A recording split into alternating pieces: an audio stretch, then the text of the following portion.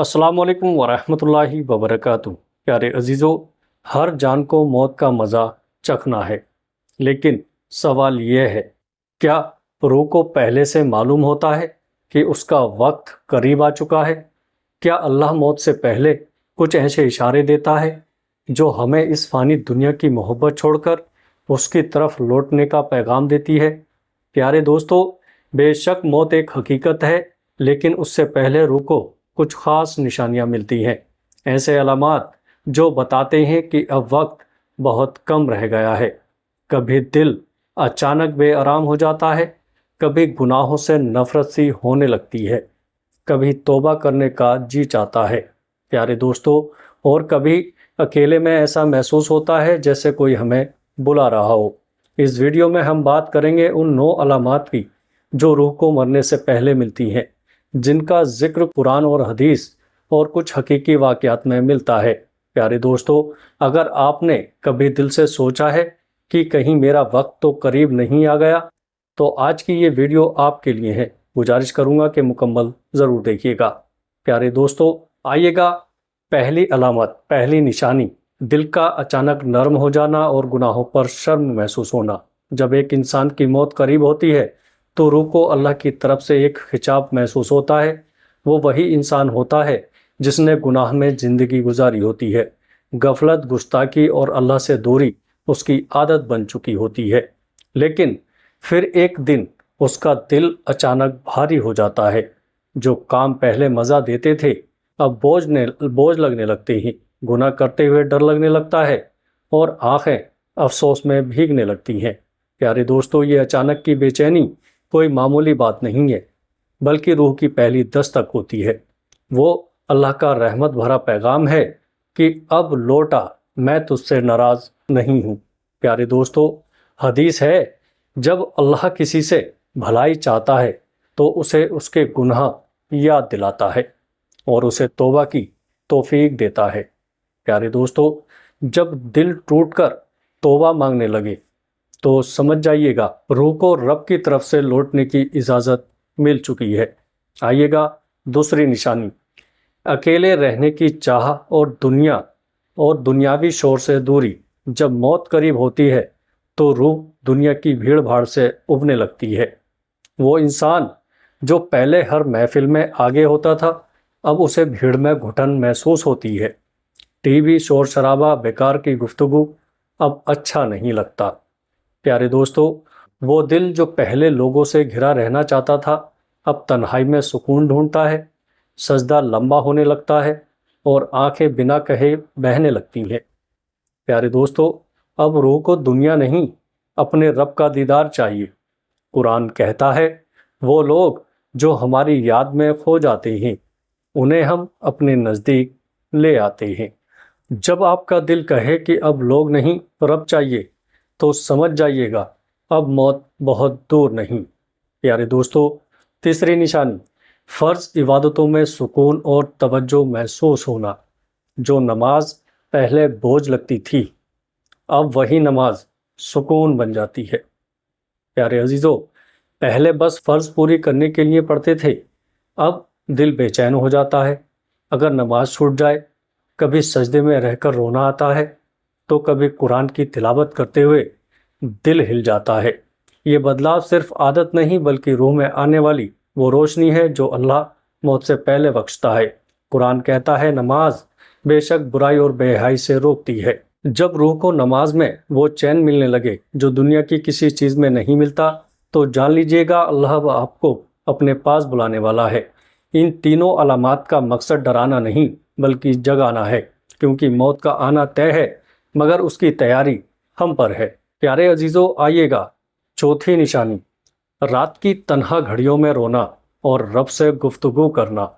प्यारे दोस्तों, बहुत मौत से पहले रूह को रब से एक अनजाना रिश्ता महसूस होता है। एक ऐसा रिश्ता जो दिन के उजाले में नहीं, बल्कि रात की तन्हाई में गहराता है।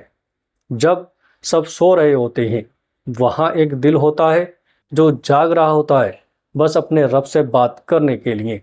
सजदा लंबा होने लगता है, दुआएं टूटे लफ्ज़ों में निकलती हैं और आंखों से वो आंसू बहते हैं जो शायद बरसों से दिल में कैद थे। प्यारे दोस्तों, تہجد کی نماز اب صرف ایک عبادت نہیں رہتی، وہ روح کی سچی تسلی بن جاتی ہے۔ رات کے آخری حصے میں اللہ آسمان دنیا میں تشریف لاتا ہے اور پکارتا ہے، کون ہے جو مجھ سے مانگے کہ میں اسے دوں۔ اگر آپ کی روح نے بھی کبھی رات کے سناٹے میں روتے ہوئے اپنے رب سے دل کھول کر بات کی ہے تو جان لیجئے گا وہ روح اللہ کے بہت قریب ہے۔ پیارے دوستو، پانچویں نشانی، بیماریاں جو توبہ کا ذریعہ بنتی ہیں۔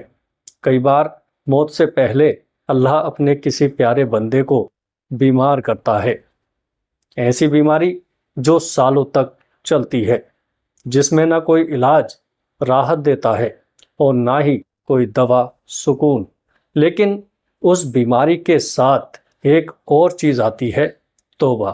جی ہاں دوستو، توبہ وہ انسان جو پہلے گھمنڈ میں تھا اب رب کے آگے رونے لگتا ہے، جسے زندگی پر غرور تھا اب اسے اپنی ہر سانس امانت لگتی ہے۔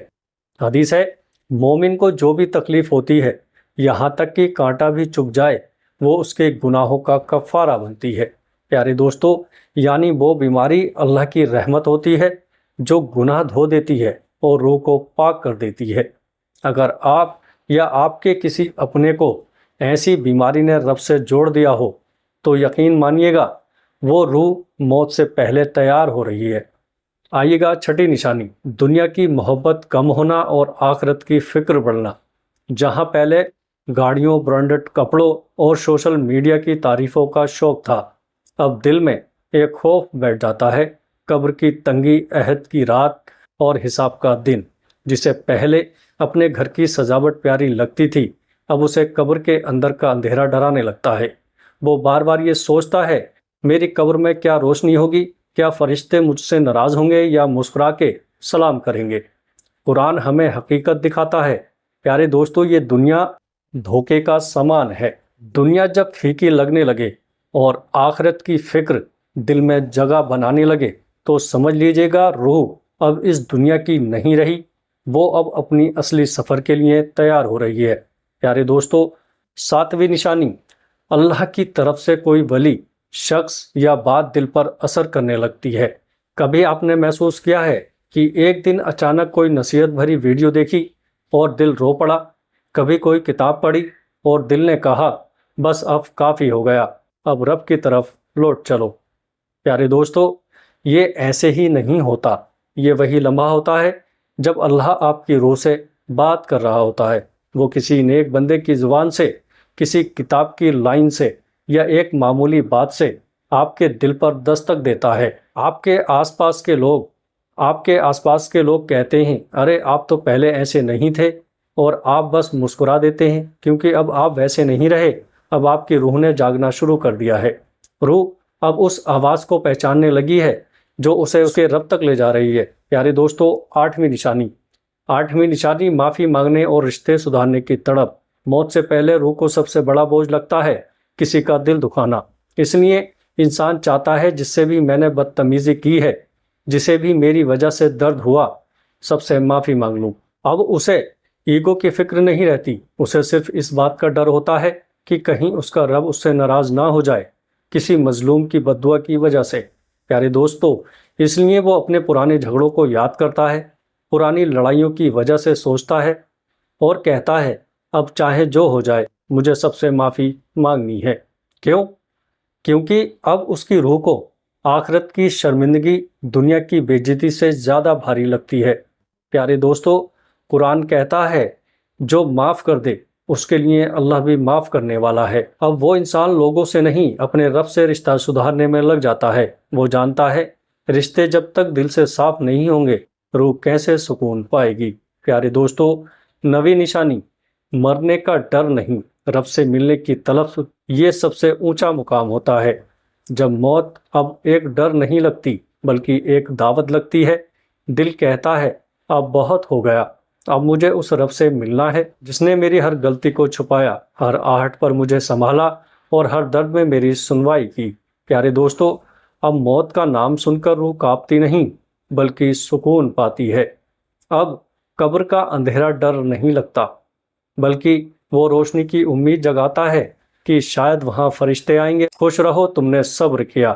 پیارے دوستو، قرآن کی آیت، اے اطمینان پانے والی روح، لوٹ چل اپنے رب کی طرف، تو اس سے راضی ہے، وہ تجھ سے راضی ہے۔